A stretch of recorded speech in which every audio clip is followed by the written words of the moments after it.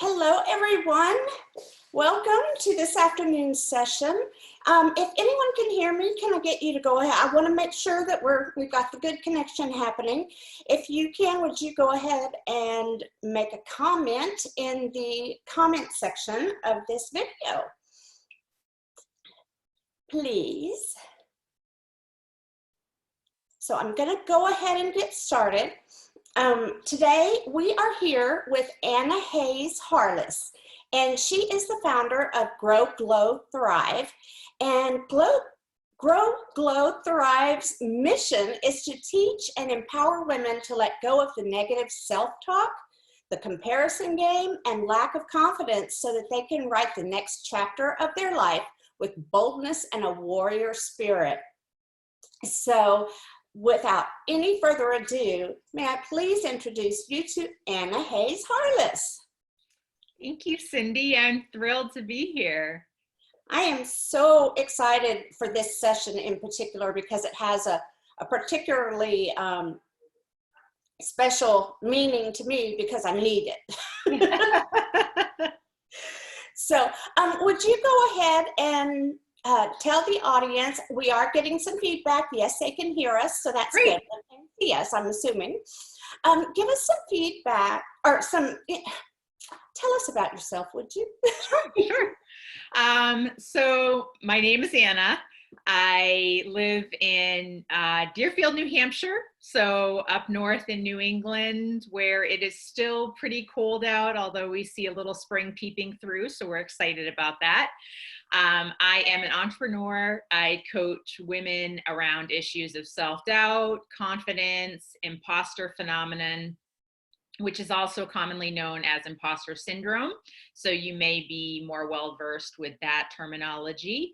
And I work with women to power through these particular issues so that they are better equipped to conquer their own particular goals, whether that be showing up as the best mother they can, as the best entrepreneur, as the best wife, really any facet of your life that you're looking to improve and you feel you're held back with some of the negative tapes that you hear in your head, which are so many of us have them. I've never really met someone who doesn't say something negative to themselves from one time to another.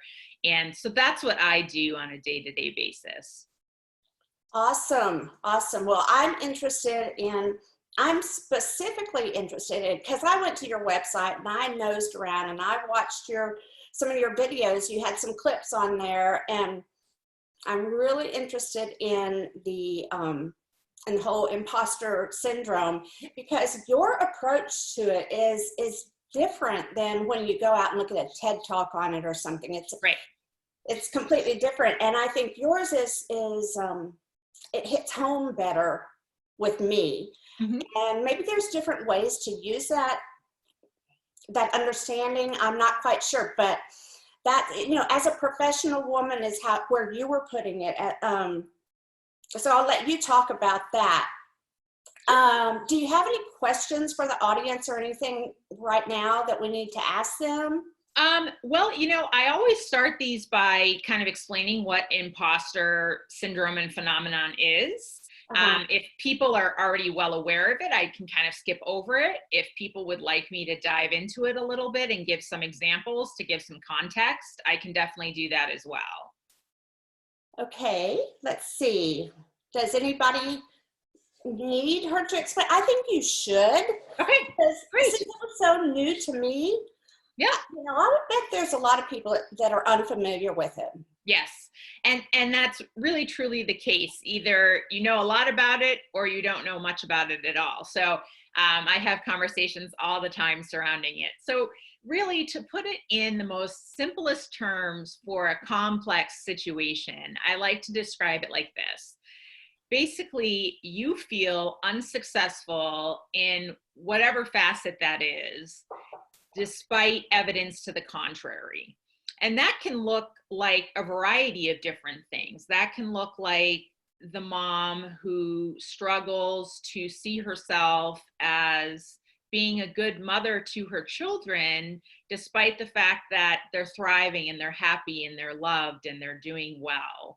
That can look like the businesswoman who is sitting in the back of the boardroom and has something to add to the conversation, but is holding herself back because she's really concerned she has no value to add to the conversation. That can even appear when you're applying for a job, that, you know, maybe the person that did the initial interview with you over the phone is thrilled that you're applying because you have all the credentials that they're looking for, and you're walking into that interview second guessing yourself, saying, I really don't deserve to be here. This is a fluke. This is just luck. They're going to see right through me, and I'm not actually who they're looking for. So imposter syndrome can show up in a variety of different ways in all facets of your life. And it can really take hold of how you look and speak about yourself, to the point that it's really paralyzing for a lot of people. Yeah, I can definitely identify with that. Just even in ways, every time I caught myself yesterday, someone said something to me about my appearance or something I was wearing, something, and I was like, oh, thank you, but this, you know, like this old thing type thing or something like that. And instead of just receiving the compliment, Yeah. I downplayed it. Yeah. And we as women are so predisposed to it as well. There's some research out there that says over 70% of women experience imposter syndrome at one point in time or another in their lives. I would say the statistics are low. I think that we all have from time to time, and some of us to varying degrees more than others. But I think it's a very real experience, particularly as a woman, for sure. So what is the word imposter in this context? What does the word imposter really refer to? Is it, I'll let you go. Sure. So I think the word imposter is really showcasing the fact that you don't feel as though you're worthy. You feel almost like a fraud. I use examples like walking into a networking event and feeling like you don't deserve to be there, your business isn't legitimate. There's something about you that makes you undeserving of that spot there. Or the times where you feel as though, you know, what I'm doing isn't good enough, and therefore people are going to see through me, see me as fraudulent, see me as having received this position out of luck, or that they're going to figure me out, and that it's all going to be washed away, whatever I have going for me, whether that be at work or in my family life or how people view my family. They're going to see me as being something that I'm not. And so that's really where the imposter piece comes into play. So so I'm viewing myself as an imposter. Not that I think people are viewing me as an imposter, but I'm viewing myself that way. Exactly. Gotcha. Okay, and so do you feel like there's anything specific to this time in our lives that is just really bringing out that imposter syndrome, you know, with this crisis? Is there anything, or is it not changing? I do think it's heightened those feelings for a lot of people. I was talking to a mom the other day, just in general conversation, as I connect with more and more people online now that we're all cooped up in our homes.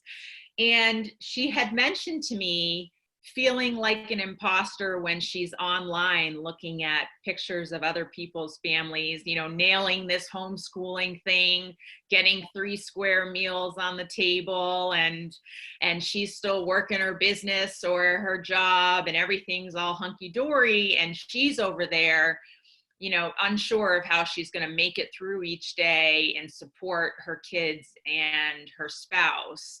I see it in people who are running their own businesses who are really unsure of how they're going to make it through this crisis and come out on the other side. Was it a good choice to be in business for themselves? Are they going to make it? And I see it in people who are really missing the real need for structure, and now they're sort of doing their own thing and unsure of when that's going to go back to normal, whatever normal is, right? We throw around that word loosely. Unsure of when it's going to go back to normal, and really struggling to find their footing and not get stuck catastrophizing in their own head about who they are, what they're adding to their family life, their own personal needs, and their work environment. So I did have a question come through. I'm going to hold that on. Oh, it's not a question, it's a comment. It says, some women have been beaten down so long, any good that comes along, whether it's in form of a person or compliments, aren't believed. So that could be from just beating themselves down for so long. Yep. Oh, yes. From an external source too, I'm sure. But what you're focused on is the internal conversation, right?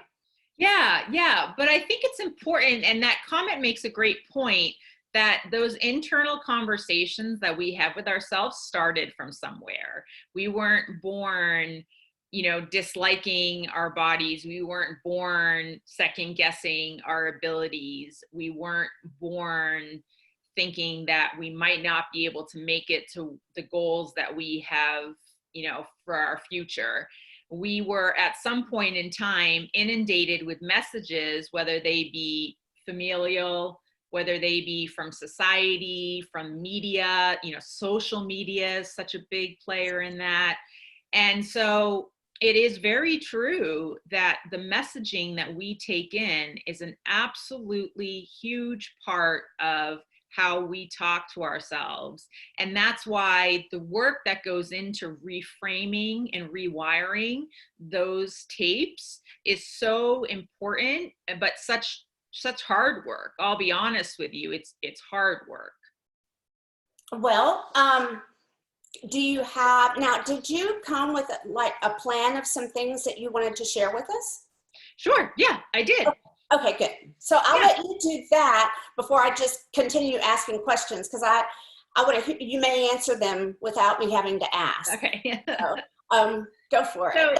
So two of the things that I always talk about with people when we're talking about imposter syndrome and self-doubt are two things that I feel are relatively straightforward to implement into your own life. I like to give actionable items that people can put into action in real time. So what I like to say first and foremost is that you want to be focused.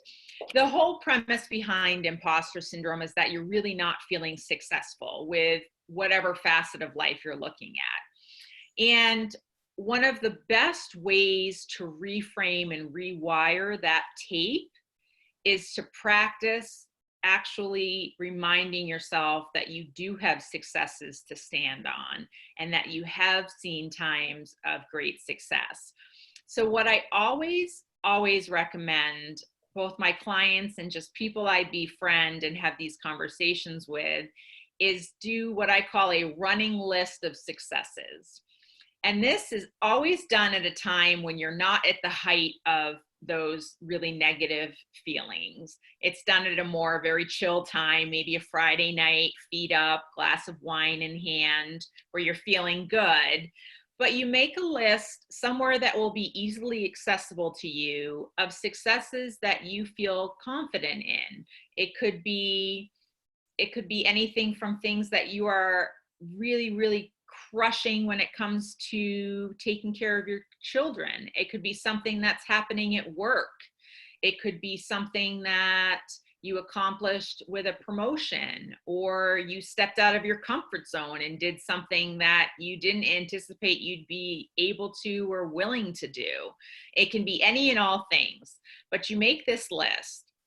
And what it allows you to do is have something to refer to when you are in a moment of what I like to call imposter experience, when it's really going strong for you and you're thinking to yourself, I'm not good enough, I can't do this, look at all these other people doing better than me, I'm not worthy. You know, we all know the tapes. We all have different stories, but we have similar scripts.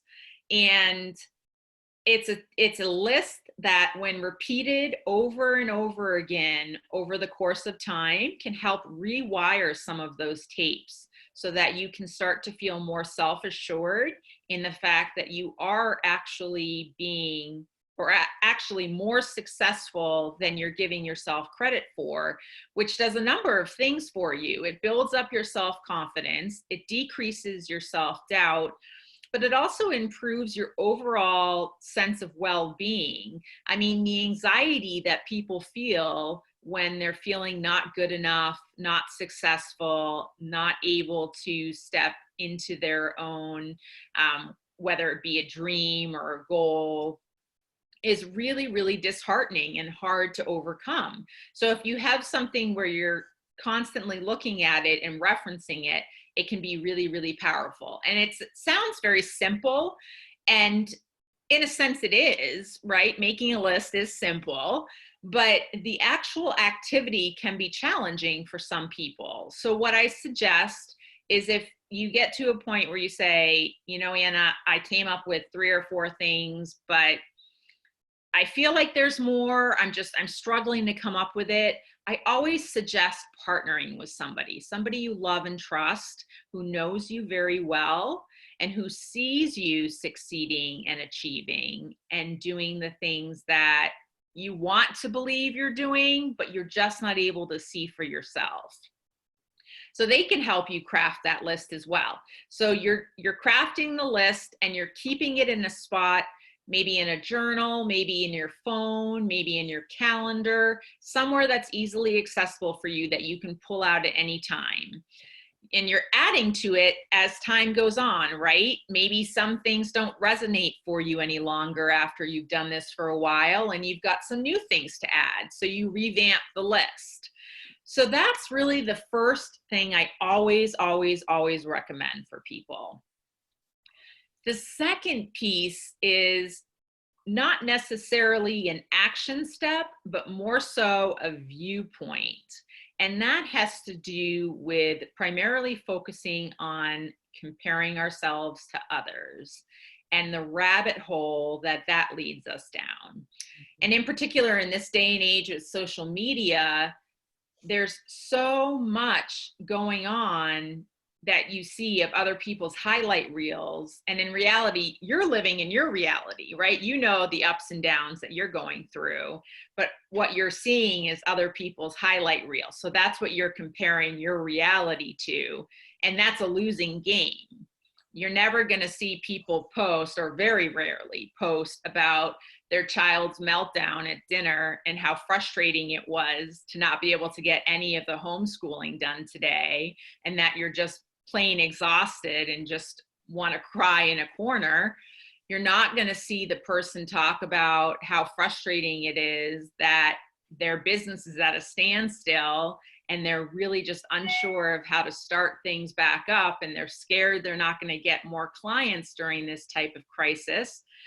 But you'll see people post nice pictures of their family and get-togethers and uplifting things, and that's all nice. Everybody does that with well-intention, but you want to remember that when you are looking at other people's lives, you are leading your own journey. You are a unique individual with unique gifts and talents that no one in this world has. And it's important to keep in mind that that's really, really important to keep close to your heart. So even on a tough day, if you see somebody else somewhere that you want to be on that journey, that you are going to get there. You will make it. Your journey just looks a little bit different than somebody else's. But if you can try to quell the need to compare, it really helps lessen the self-doubt that comes from that. Someone who just said that comparing themselves to others is a big issue, and she has to constantly remind herself of what you're saying. It says, good advice. Excellent. Good. Yes. And it's hard. I catch myself doing it all the time. I mean, it's absolute human nature. You know, you have a long day and you decide to end your day scrolling Instagram, and it's all the pretty pictures and the amazingness of that person's day. And you think to yourself, you know, where did I go wrong? Why wasn't my day like that? And so if I may just add one other thing to that, that another piece to the comparison, when you're in the throes of that, to really squelch that and really bring it down, is to stop and practice a little bit of gratitude and try and remember exactly what it is that you're grateful for in your life. And one of the things I like to remind my clients is that there's always going to be someone out there that wants something you have, and there'll always be someone out there that has something you don't have. But that doesn't mean what you have isn't amazing and perfect for you. Yeah, yeah. Yeah, and so what you were saying is we just need to identify, reiterating that, we need to identify the imposter experience. So we have to, that's something I need to work on is recognizing when I'm in the midst of that whole fake it till you make it imposter thing, when I'm feeling it, when it's just really got its grip on me. And then you're saying just from there, snap out of it, or in order to, maybe not snap out of it, but in order to get yourself out of it, to start shifting your thoughts immediately to things you're thankful for and things you're good at. Yeah. And what I always like to say is there's no such thing as being a recovered imposter. There's just no such thing, right? We're always all going to have those feelings that pop up from time to time. What's really important is to develop some skills to help you navigate and cope through those moments so that they're less invasive in your overall happiness and well-being, and you can continue to move forward and take action. Taking action in moments of that paralysis that comes from imposter syndrome is really, really key. So just making sure that you're not losing sight of that fact is a big one. I just got another comment. It says, I'm surrounded by family and friends that are professionals while I'm a stay-at-home caregiver for a parent. I try not to compare. So yeah, she's got a completely different role in life than the rest of the family that she's surrounded by. Mm-hmm. So do you? Yeah, I would say to that, you know, without knowing the full situation, and there's 1,000 questions I'd love to ask being a coach to dig into that. But I would say that there is a lot of gifts in what you're doing to take care of your family member. And while it may not necessarily show up in the same way as your other family members in the corporate world, what you're doing is making a difference. What you're doing is changing lives, and you're bringing your unique gifts and brilliance to help change that life. And that's so important to remember. So in those times when you're feeling at a loss and feeling like maybe I'm not contributing, maybe I'm not living up to my fullest potential, whatever those feelings are, and I don't want to put words in her mouth, but if any of those things resonate, I would definitely encourage her to take some time and think about all the things that she's doing to make a positive difference. Okay, so you've done two. Did you say you had three? Let's see, you said you rewire the tape and then stop letting yourself go down that comparison rabbit hole. Yep. Did you say Yeah. there was a third? There is a third. Yeah. And the third I alluded to a little bit, and I'll go a little bit more into it. But imposter syndrome a lot of times will paralyze people. It will really bring you to a point of feeling as though I can't move forward. I have no idea which direction to go, so I'm just going to stay put here in my own thoughts. And what I would say is that you have to do the action anyways. It has to be followed with action, even if you feel you're not ready. And that can be really scary to hear. And that can sound like, oh, I don't have a plan for action, Anna. I have no idea what to do. And that's fair. And that's some of the work I do. But action always is helpful to remove yourself out of those negative mindsets. And action begets action, right? So if you're taking one small step, and that could look like something as simple as getting up in the morning and after a really hard day the day before, taking time over your coffee in the morning and thinking of 3 things you're grateful for. It could mean you set up one thing you want to accomplish that day, so that at the end of the day, you can look back and say, I really got something done today. And that kind of action builds upon itself. But that first few steps of action is the foundation that builds you to a point where you can take more and more action out of your comfort zone to help build your self-confidence.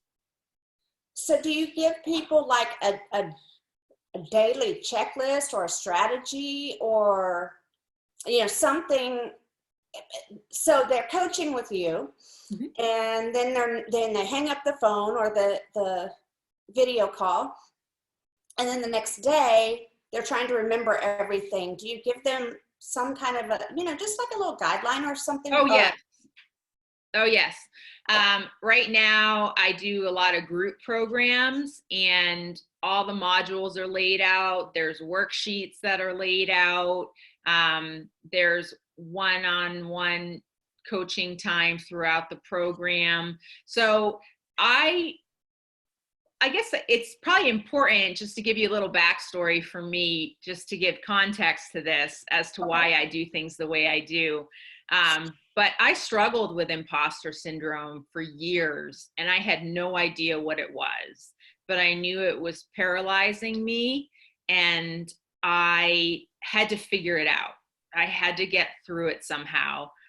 And so I worked for many years on developing coping skills and techniques that would help me get through it. And I call myself a recovering imposter because there's no such thing as recovered. Like I said, we all still have our moments.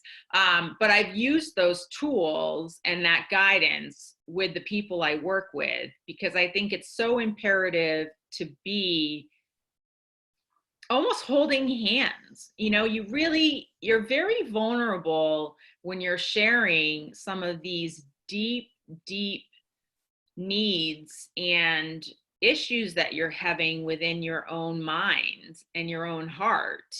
And I firmly believe that coaching is a partnership, and it's not, one call a week and best of luck to you and hopefully you get some good stuff out of this. I think it's all about locking arms and coming up with action plans that make sense for that individual. Everybody's unique in the needs that they come to me with, and what it is that we're going to do to get you from where you are to where you want to be. And like I said, I think that's very unique for every individual. What if most people, just out of curiosity, what do they come to you? I want to speak to everyone in the audience, not just myself, and I'm trying to figure out what the most broad application or the broadest frustration people have with the imposter syndrome or the imposter whatever terminology is used. Yeah, I think the broadest application, if I had to sum it down to one, is that people come to me wanting and knowing that they're struggling with something, that something's holding them back from playing all out, from being the parent they want to be, from showing up the way that they want to show up.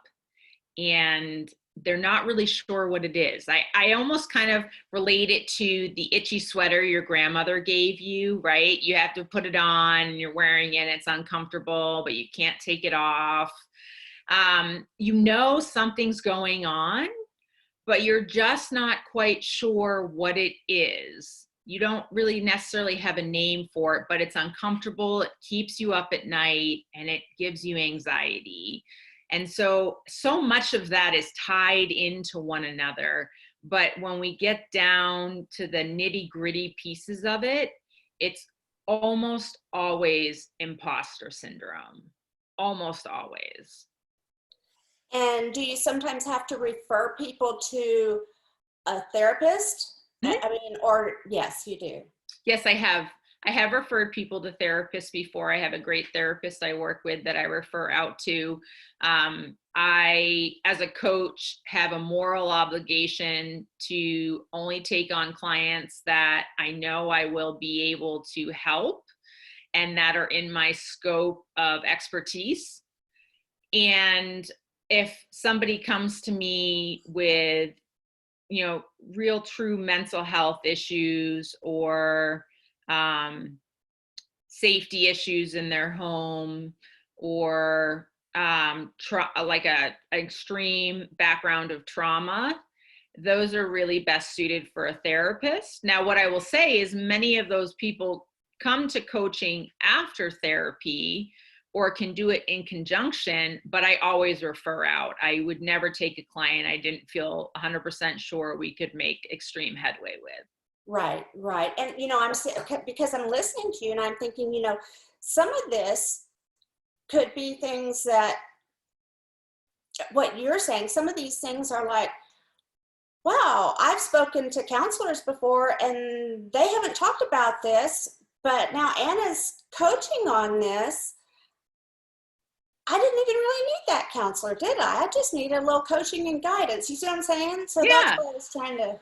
Yeah, and I think it's becoming more well known now, but when coaching first came out, I think there was a lot of confusion between what coaching was versus what is therapy.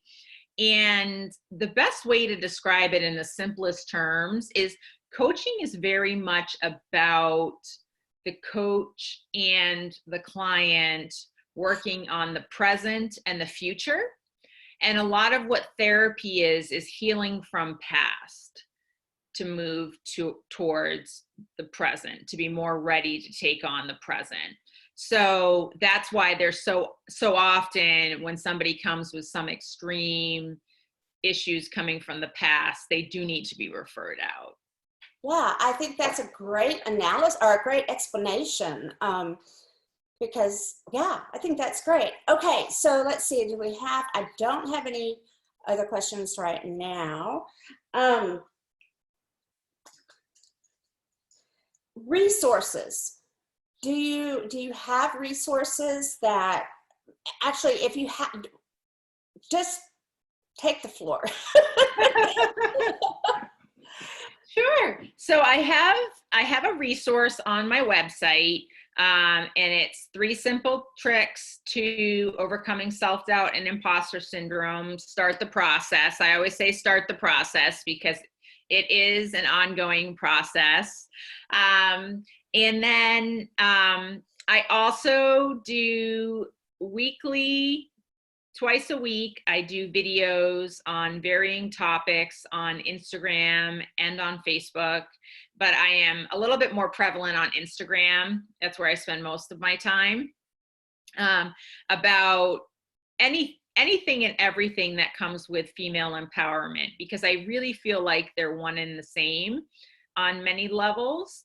So I will talk about imposter syndrome. I will talk about daily inspiration for getting through tough times. I've done a lot of work recently on how do you make it through the crisis unscathed, or as unscathed as possible. How are you surviving with the new normal within the four walls of your home, with everyone being at home, and how chaotic that has been to upheave all of the norms that we all came to get used to.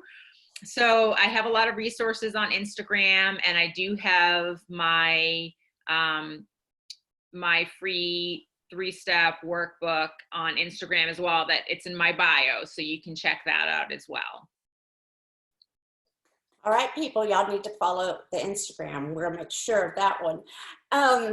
What tips are you giving? So not related to the imposter syndrome, what tips are you giving, or how are you encouraging, or how are you helping others to encourage others? You know, because it's not always about me. Yeah. Maybe I just need to go encourage somebody else. Yeah. I think one of the biggest things, and I'll focus right now on the crisis at hand for all of us since it's so top of mind, but I really think leading with compassion for yourself first enables you to lead with compassion to others. And it's really, really been important for me personally in times of stress during this, but to also talk to others about that as well. You can't help others if your cup is empty. You really need to be doing things that are able to at least make you feel as though your engine isn't running on empty. So compassion and grace towards yourself is such an important piece of the puzzle. And you can do that in a number of different ways, and that will look different for everybody. But really being forgiving of yourself in a time where there's really no rules as to what looks right or wrong, just doing the best that you can, showing up every day, being your best self. And whatever that looks like at the end of the day, being okay with that and saying tomorrow's a new day and I will give it another go tomorrow. Yeah, that's being okay with yourself. I think that's what you stand for, you know, is helping to, or what I perceive that you stand for, Yeah. is just helping women to be their best self. Mm-hmm. So do you work with individuals, professionals, home-based business owners? Mm-hmm. What type of ladies do you normally work with?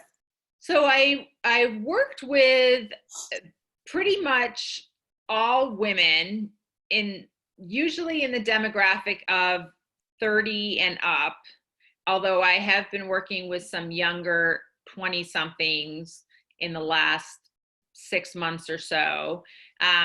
I had a primary focus of female entrepreneurs for a while, but have sort of opened up my practice as of late, just to help the need that's out there. There's just so much need in coping with what's going on.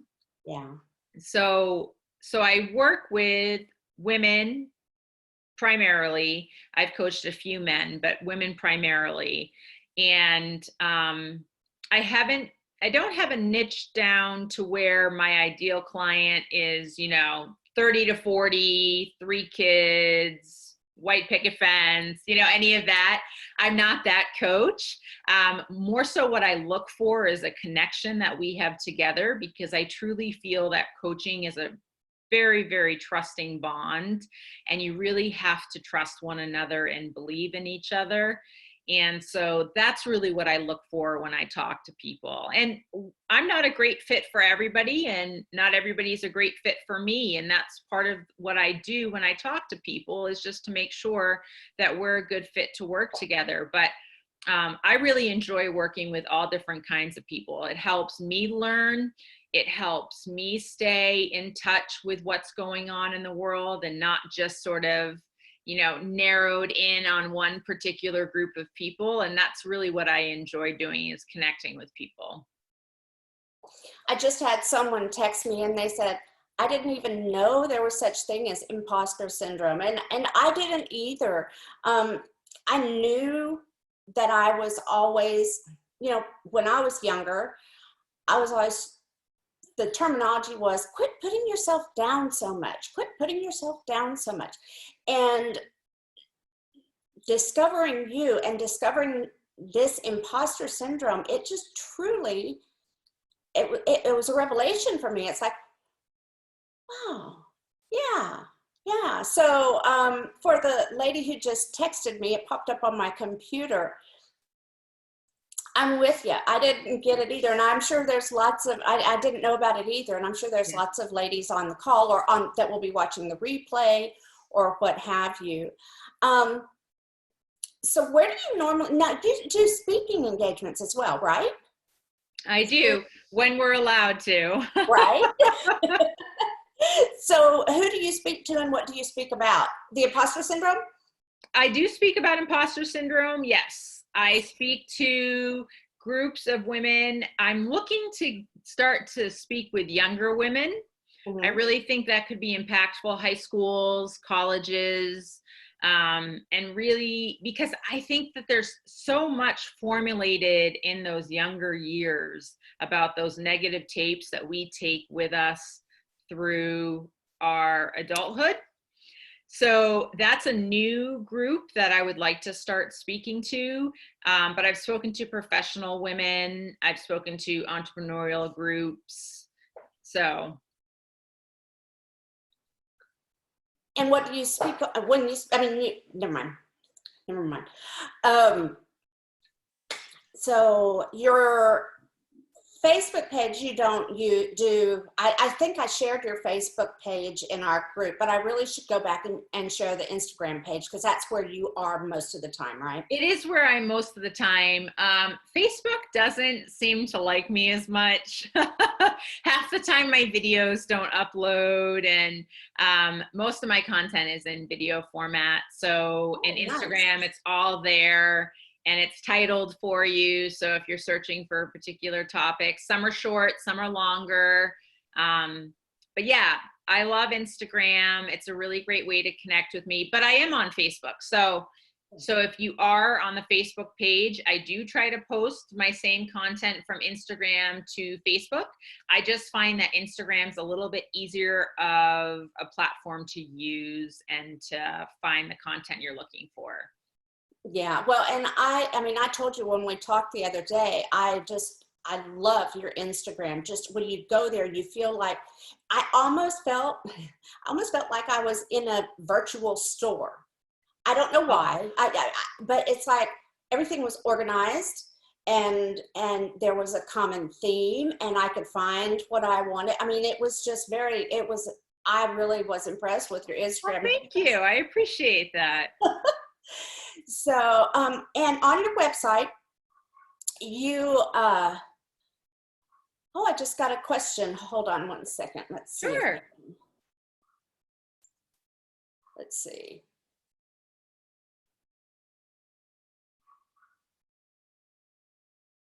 I think I've already answered that question. I think I already posed that question to her.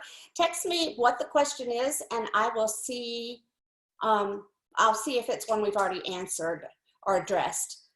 So on your website, you have a contact form and I don't remember exactly what that was for. Was it just a general contact form or was it for a specific? It's for the download. Oh, okay. So, yeah. So if you download that, you would be a part of my email list, which is how I communicate with my Grow, Glow, Thrive tribe. I send out weekly emails. You're always the first to know of any specials that come up, anything that's new and up and coming for us. And so that's how I really enjoy. I love to write. So I really love having an email list of people, and it's nice. in your blog, on your website, if you go, ladies, if you go to her blog, they're very good articles. I mean, yeah, Oh, thank you. you write very well. Okay, so the question says, does any of what you're talking about go hand in hand with caregivers burnout? Oh, Yes? yes. I would absolutely say so. Absolutely say so. And the reason I say that is because when you're burning out from something, you're suddenly feeling as though you can no longer do it, right? And what that's going to compound in your mind is, I'm not good enough to continue to do this. And that sort of spirals into the catastrophizing of, am I cut out for this? And is this worthwhile to continue to do? So I think burnout is the beginning of what can be a cycle towards imposter experience, for sure. Wow. Okay, so that's a good, that's almost like a red flag, Yeah. So maybe it could be a red flag caused by it, but also exacerbated, Yeah, and one of the things I would add to that too is the reason burnout is such an indicator for imposter experience is because so many women who are in the throes of imposter syndrome are actually what we like to call workaholics. They just bury themselves in their work because they constantly feel they have something to prove, or they're going to be found out if they are not working at 150%. So I very much think they go hand in hand. Yeah, I can see that. Okay, so the title of your download is 3 Simple Tricks. And I didn't get the rest of it. 3 Simple Tricks to... Yep. 3 simple steps to slaying self-doubt. There you go. Okay, and y'all can get that on her website, and the website is, oh, I was going to ask you. Yeah. Grow, Glow, Thrive, or Glow, where did that come from? Oh, I actually came up with it myself. I wanted a tagline for, so my overall company is Harless and Company, and you'll see that in my website. But my Grow, Glow, Thrive came from the fact that I wanted people to understand what they would experience in working with me. And there's a growth portion of it. You take it to a glowing portion of it, and then you're thriving, right? And there's these steps that you're going through as you're working through all of this inner work. And it's the name of some of my group programs, and I use it an awful lot. I haven't trademarked it yet. I don't know if I need to or not, but I use it all the time, and I love it. Yeah, you should, because it's, when I read it, I was like, I instantly connected with that. And I was just wondering how, I instantly was like, that's a process. I could see it because you didn't have commas in there, although I put them in there by accident. But I mean, I just saw it as, okay, this is a process. Step 1, step 2, step 3. And I think it's very powerful. Thank you. So what is the website? So it is Harless, HARLESS, the word and, CO.com, harlessandco.com. Okay, and I will share that as well. And I don't have any more questions. Is there any parting thoughts you would like to give to everyone? I guess my biggest thought, and I share this with everyone I possibly can, is that imposter syndrome can feel incredibly overwhelming. Like, I describe it sometimes as a feeling of drowning. You're just so much in the throes of it, but it is not insurmountable. It is absolutely doable to gain the skills and the coping mechanisms to make it so that you can start navigating through those times, so that when it pops up and rears its ugly head in your mind, you are able to mitigate the damage that it causes in your day-to-day. Yeah, and I could see how it could cause damage. Yes. Awesome. Well, I thank you so much for agreeing to Yeah, speak to our this is audience great. and give us some insight. And you know, my head is thinking and processing, and you'll see my name. Download your document probably in about an hour or so. So thank you again, and I hope you have a great afternoon. And ladies, be sure. Did you have any questions or any anything that you wanted me to add to the group? Any information or anything? Just those links. Is that all you needed? Would like me to add? Yeah, you can just add that. Okay, sounds good. Well, I will do that, and we will talk to you soon. Awesome. Thank you so much, Cindy. Thank you, everybody. It was a pleasure. Thank you. Bye. All right. Bye-bye.